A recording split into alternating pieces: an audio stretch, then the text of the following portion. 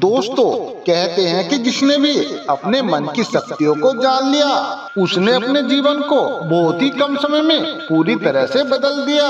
इस दुनिया में ऐसे बहुत कम लोग होते हैं जिन्हें अपनी मन की शक्तियों के बारे में पता होता है, और जिस इंसान को अपने मन की शक्तियों के बारे में पता नहीं होता तो उसके लिए मन की शक्तियों के बारे में जानना ऐसा होता है जैसे आज से 100 साल पहले तक किसी को मोबाइल के बारे में बात करना वो विश्वास ही नहीं करेंगे कि मन में कोई शक्तियां भी होती हैं। लेकिन जिसने अपने मन की शक्तियों को समझ लिया, अपने मन की शक्तियों को जागृत कर लिया, तो उसने अपने जीवन में चमत्कार होते हुए देख लिया है। और ऐसे ही हम आज की वीडियो में 7 तरीके के बारे में बताएंगे जो मन की शक्तियों को जागृत करने में आपकी मदद करेगा, और उसके बाद जो आप सोचोगे वो आप हासिल कर पाओगे। हमारा मन शक्तियों का भंडार है, बस हमें उसे जानना होता है, उसे समझना होता है, हमें अपने मन को जागृत करना होता है। इन 7 तरीकों से आप अपने मन की शक्ति को बहुत ही आसानी से जागृत कर पाओगे। तो आइए जल्दी से वीडियो शुरू करते हैं, लेकिन उससे पहले आप हमारी कहानी में खो जाओ, हमारे चैनल को सब्सक्राइब कर लीजिए, वीडियो को लाइक और अपने दोस्तों में शेयर जरूर कर दीजिए। तो आइए दोस्तों जल्दी से वीडियो को शुरू करते हैं। एक बार की बात है, एक आश्रम में एक गुरु अपने शिष्य को मन की शक्तियों के बारे में बताते हैं कि उन शक्तियों को कैसे जागृत करना है। वह गुरु बहुत ही आत्मज्ञानी थे, उनको अपने मन की शक्तियों के बारे में पूरी जानकारी थी। उन्हें शिष्यों को ज्ञान देते हुए काफी वक्त बीत चुका था, लेकिन शिष्यों को अपने मन की शक्तियों का बोध नहीं हो रहा था और उन्हें पता ही नहीं चल रहा था कि आखिर गुरुदेव की बातें उनकी समझ में क्यों नहीं आ रही हैं।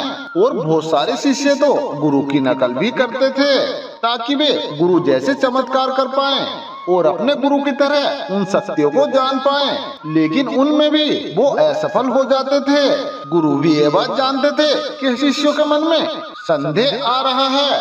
शिष्यों को ये लगने लगा था कि मन की शक्तियाँ होती ही नहीं हैं, लेकिन गुरुदेव भी सही समय का इंतजार कर रहे थे। आश्रम में एक शिष्य ऐसा था जो मन की शक्तियों को जानने के लिए बहुत ही ज्यादा उत्तेजित था, इसलिए वो अपने गुरु की नकल करने लगा। जैसे जैसे गुरु करते थे वो शिष्य वैसा ही करता था। लेकिन एक दिन जब वह गुरु नदी पर नहाने गए तो वह शिष्य भी गुरु के पीछे पीछे चल पड़ा। लेकिन गुरु को इस बात का पता था कि उनका वो शिष्य मेरी नकल कर रहा है, लेकिन गुरु ने उस अपने शिष्य को रोका नहीं और वह शिष्य अपने गुरु के पीछे पीछे गया।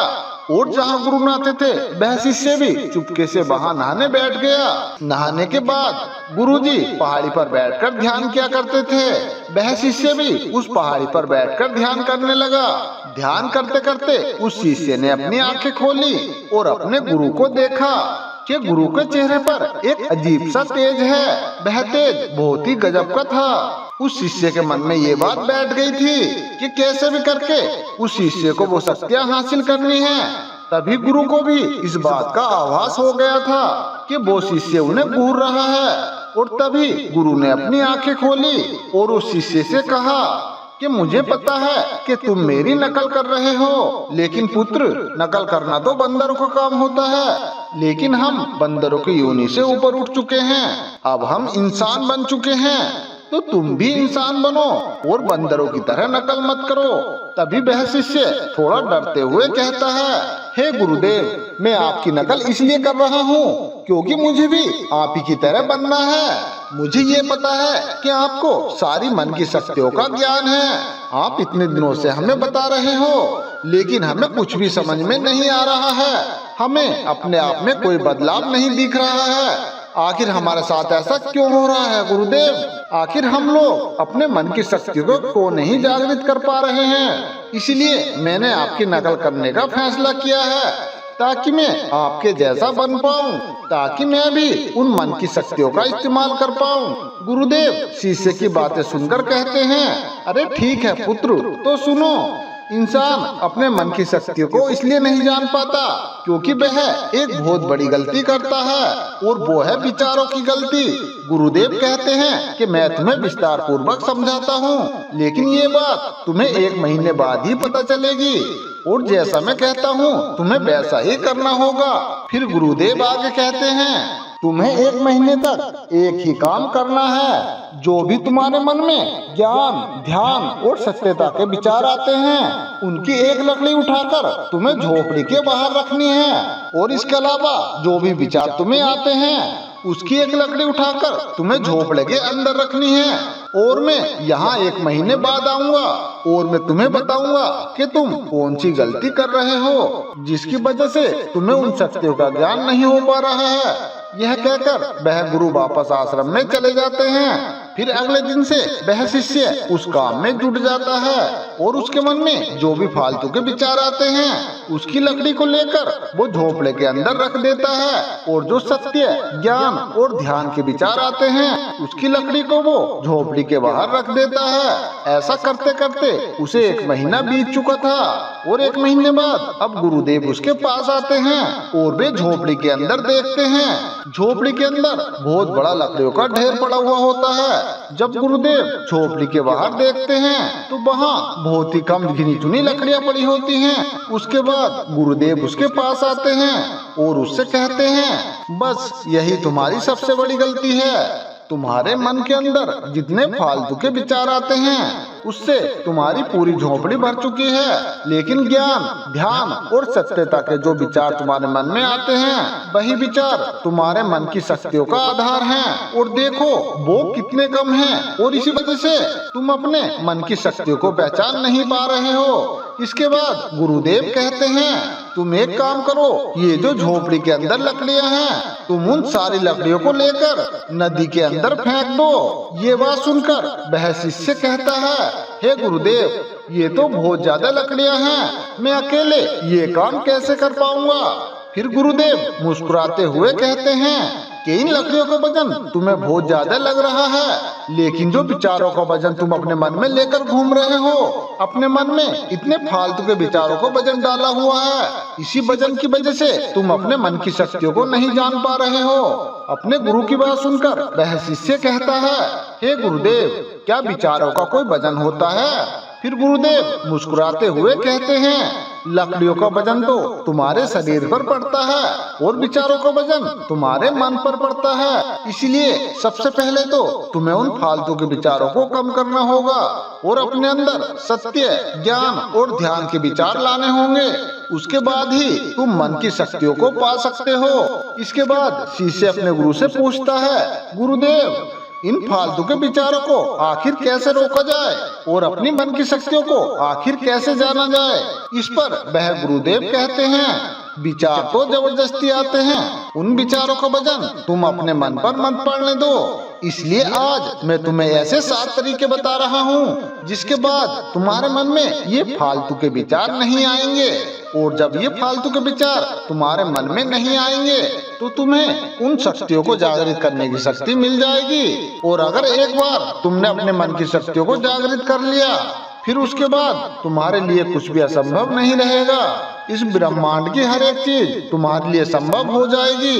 फिर गुरुदेव आगे कहते हैं, सबसे पहला तरीका है तुम अपने विचारों को स्वीकार करना सीखो। तुम्हें पता है कि तुम्हारे अंदर फालतू के विचार हैं, तो सबसे पहले तुम अपने मन के विचारों को स्वीकार करो। अगर तुम अपने मन के उन विचारों को रोकने की कोशिश करोगे तो तुम्हारे मन में उस तरह के विचार ज्यादा आएंगे।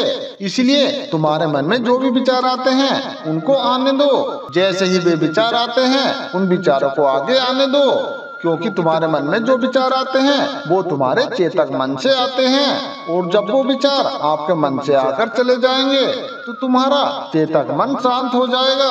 और जब तुम्हारा चेतक मन शांत हो जाता है तभी तुम्हारे अंदर का मन जागता है। दूसरा तरीका है कि सही समय पर अच्छे विचार जागृत करो। जैसे कि हमने जाना कि जब हमारा चेतक मन शांत होता है तो हमारा अपचेतक मन जागृत हो जाता है। और संध्या के समय अपने मन को विचार देने का सबसे अच्छा समय होता है, क्योंकि उस समय हमारे मन में अच्छे विचार जल्दी उत्पन्न होते हैं। जैसे कि हम अपने जीवन में जो कुछ भी पाना चाहते हैं, संध्या के समय वो अपने मन में विचार डालने का अच्छा समय होता है। जो व्यक्ति उन विचारों को अपने मन में रखकर सोता है वो विचार तुम्हारे अवचेतक मन में चला जाता है और अवचेतक मन की शक्ति उन विचारों को सच करने में लग जाती है। तीसरा तरीका है कल्पना शक्ति को उत्पन्न करो।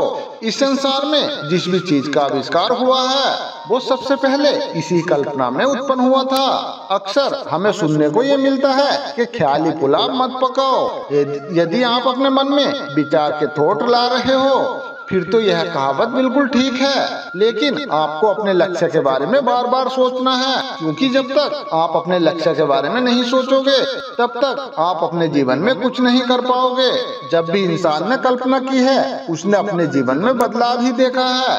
कल्पना में बहुत शक्ति होती है, क्योंकि जब हम कल्पना करते हैं और वही कल्पना हमारे अवचेतक मन में चली जाती है तो अवचेतक मन की शक्ति उसे सच करने में लग जाती है और इस कल्पना के चलते ही इस दुनिया में कितने सारे आविष्कार हो पाए हैं। चौथा तरीका वो है जो आपके फालतू के विचारों को कम कर देगा और वो है ईश्वर से बात करो, खुद से बात करो। ये बातें सामाजिक जगह पे नहीं बल्कि अकेले में होंगी। अपने लक्ष्य को हासिल करने के बाद आपके जीवन में जो भी परिवर्तन आएगा उसको देखो।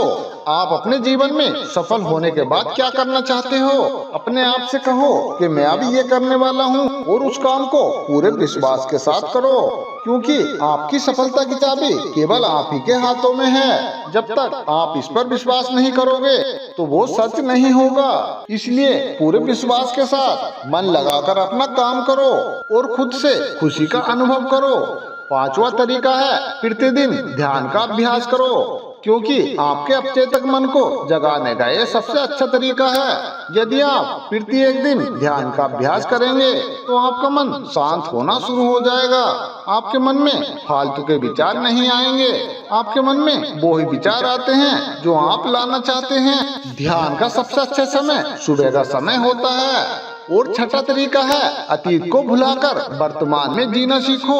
अक्सर इंसान अपनी पुरानी यादों में ही खोया रहता है, लेकिन आपको ऐसा नहीं करना है। जो बीत गया उसे बदला नहीं जा सकता, लेकिन वर्तमान में आप आज के समय में जीकर अपने भविष्य को मजबूत बना सकते हैं। और सातवां तरीका है अपने आप पर विश्वास रखिए।